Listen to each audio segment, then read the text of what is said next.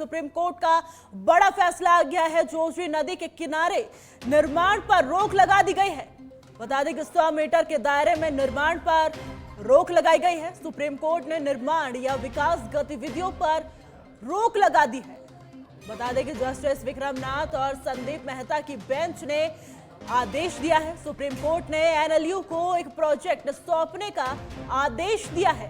साथ ही आपको बता दें कि मामले की अगली सुनवाई 22 सितंबर को होगी।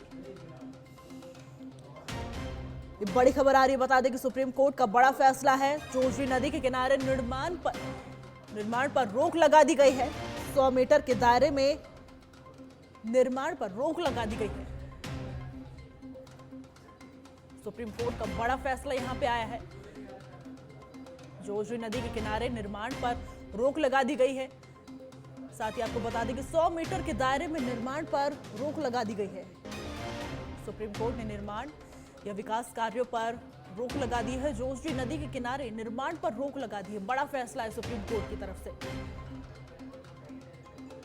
बता दें कि 100 मीटर के दायरे में निर्माण पर रोक लगा दी गई है। निर्माण या विकास गतिविधियों पर रोक लगाई है सुप्रीम कोर्ट में। बड़ी खबर आ रही है। बता दें कि जस्टिस विक्रमनाथ और संदीप मेहता की बेंच ने आदेश दिए हैं। सुप्रीम कोर्ट ने एनएलयू को एक प्रोजेक्ट सौंपने का दिया है आदेश। मामले की अगली सुनवाई 22 सितंबर को होगी। ये बड़ी खबर आ रही है। बता दें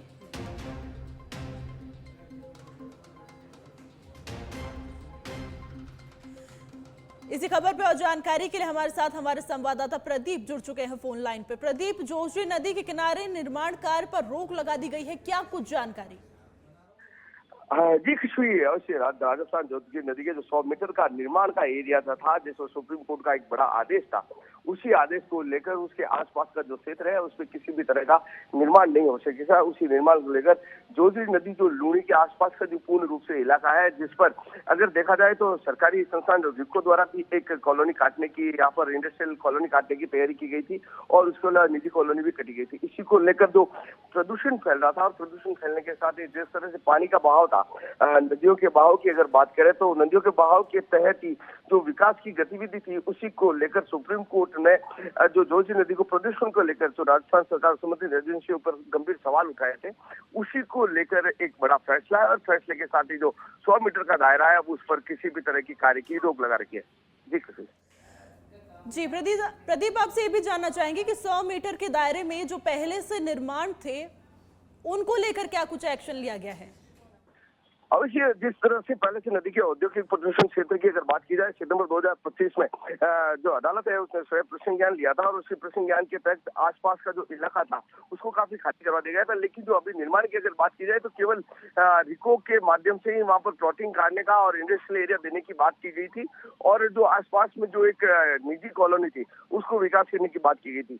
समिति द्वारा एक रिपोर्ट भी पेश की गई थी और पेश करने के साथ ही जिस रिपोर्ट में बताया गया था कि तेज दुर्गंध है, पानी की स्थिति है, इन सारे हालातों को देखते हुए एक बड़ा फैसला दिया गया है। जी प्रदीप, आपसे ये भी जानना चाहेंगे कि स्थानीय लोगों ने और किसानों ने कैसी प्रतिक्रिया दी है? अवश्य आसपास का जो क्षेत्र है और जो रहवासी है, जिस तरह से जोजी नदी के अंदर जो दूषित पानी आ रहा है, इंडस्ट्रियल एरिया का जो पानी उसमें शामिल हो रहा है, उसकी जो दुर्गंध है उसको लेकर भी काफी आमजन मानस परेशान था। उसी परेशानी के चलते पूर्व में भी कई याचिकाएं दायर की गई थी, लेकिन इस बार एनजीटी और पीसीए द्वारा एक स्पेशल टीम गठित की गई थी। पॉल्यूशन कंट्रोल बोर्ड द्वारा भी एक टीम गठित की गई थी। तमाम रिपोर्टें पेश की गई थी।